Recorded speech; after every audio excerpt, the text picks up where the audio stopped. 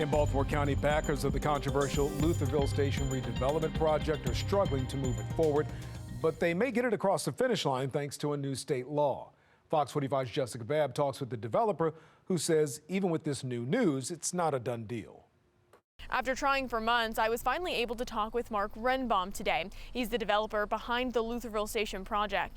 While some residents have been long opposed to this project, worried it would add a strain to existing infrastructure and cause more school overcrowding, Renbaum tells me that his development would bring in more money to the county, which could mean more investment to solve some of these issues. At an early morning breakfast in Baltimore County, Lutherville Station was front and center. We are not looking to the 1950s.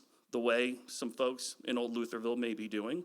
We are not looking to the 1980s, the way that the building that sits there today looks. We are looking at the 2050s. Developer Mark Renbaum says Lutherville Station is stuck in the past. He wants to take this and turn it into a space with 560 apartments, plus restaurants, businesses, and green space. Those 560 apartments Renbaum is proposing now is 100 more apartments than what was initially announced. We want to continue along progress. Renbaum says they recently updated their application with Baltimore County. For many residents who live nearby, it is a mixed bag. While some say, I support it.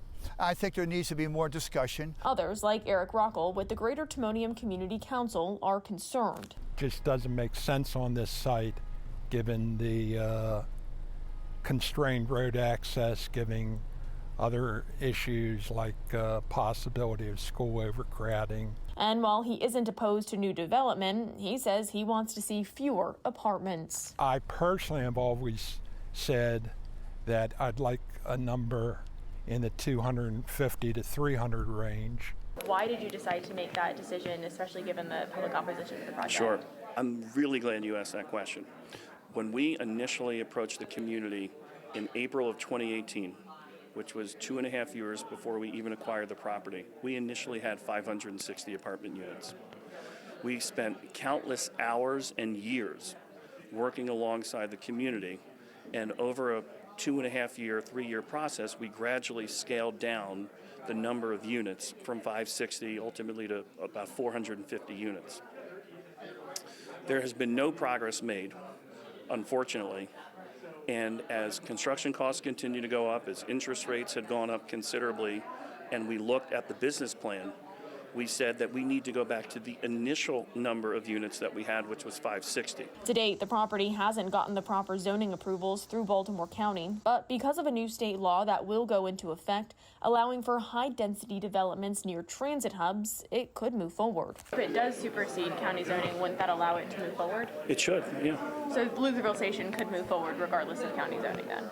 I think, and it's a good question, I think we need all parties to work together. A project this large, it needs both the county and the state working together. So I asked him how he plans to address potential infrastructure issues like school overcrowding. Currently, Lutherville Station pays $91,000 a year combined in state and local taxes. As redeveloped, our project would be over $3 million a year. Our project alone could solve a lot of those problems and probably more infrastructure problems. This is all about fear and trust, and people have to come together. While the state law in question will go into effect next year, Renbaum says the Lutherville Station project is still a long way away. He says it'll be years before there's any kind of development. In Baltimore County, Jessica Babb, Fox 45 News.